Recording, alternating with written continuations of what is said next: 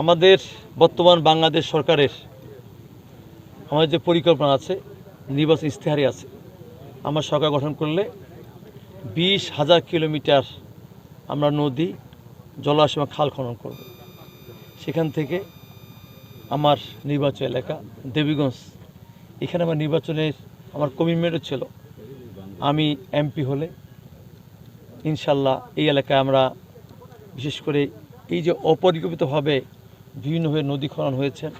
বিভিন্নভাবে বালু উত্তোলন হয়েছেন, সেখানে প্রতিনিয়ত এই কর্ত নদী বাড়তে বাড়তে এখানে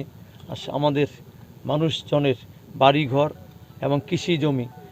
প্রতি বছরেই কিন্তু সেখানে নদীতে বিলীন হয়ে যাচ্ছে। সেটাকেই সামনে রেখে আমাদের পানি উন্নয়ন বোর্ড এবং তার কর্তৃপক্ষ এখানে আমাদের প্রায় 31 কিলোমিটার আমাদের নদী, আমাদের যেগুলো হচ্ছে যে পয়েন্টগুলো দিয়ে নদী ভাঙন হয় সেগুলো রোধ করার জন্য ব্লক দিয়ে সেগুলো আমরা প্রতিরোধ করব এবং ফার্স্ট পেজে, এবং এছাড়াও আমরা প্রায় 25 কিলোমিটার নদী এখানে খনন করব, যে খননের মধ্য দিয়ে আমাদের কৃষিকাজের একটা বিপ্লব ঘটবে। আমাদের নেতা শহীদ প্রিন্স জিয়াউর রহমান খাল খননের মধ্য দিয়ে সেখানে কৃষি বিপ্লব করেছিলাম, সেটাকে ধারণ করে আমরা এখানে প্রায় নদী খনন করে আমরা সেই জায়গাটাই আমাদের এখানে যেন আমরা কৃষি বিপ্লব করে আগামীতে যেন আমরা আমাদের বিশেষ করে খাদ্যশস্য যেন আমরা বিশ্বে রপ্তানি করতে পারি, সেটাকেই আমরা বাস্তবায়ন করার জন্যই আমরা আগামী জুনের মধ্যেই আমাদের এই ফার্স্ট ফেজ যে পরিকল্পনাগুলো আছে সেগুলো আমরা বাস্তবায়ন করব, এবং সেকেন্ড ফেজে আরও যেগুলো বিষয় আমরা এখানে আজকে পরিদর্শন করে আমরা দেখতে পেলাম সেগুলো আমরা ইনশাল্লাহ সেকেন্ড ফেজে আমরা সেগুলো বাস্তবায়ন করব পর্যায়ক্রমে। 57টি নদী আছে আমাদের, এর মধ্যে 54টি নদী হচ্ছে আমাদের প্রতিবেশী ভারতের সাথে এবং 3টি হচ্ছে মিয়ানমারের সঙ্গে। তো সেক্ষেত্রেই আমরা ইতিমধ্যে আন্তঃমন্ত্রণালয় সভা করেছি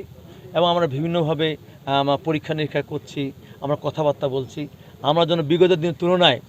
এই সরকার, বিশেষ করে আমাদের বিএনপি সরকার, আমাদের তারেক রহমানের সরকার যেন সফল হয়, সেই জন্যই আমরা পর্যায়ক্রমে আমরা আলাপ আলোচনা করছি, কথাবার্তা বলছি। আমার বিশ্বাস অল্প দিনের ভিতরে আপনারা সুসংবাদ পাবেন এবং বিগত দিনের যে সমস্যাগুলো আছে সেই সমস্যাগুলো আমরা আলাপ আলোচনার মধ্য দিয়ে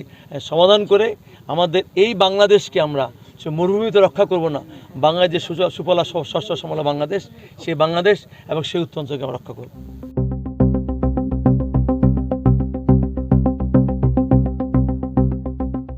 দিনাজপুর টিভি, মানুষের জীবনের কথা বলে।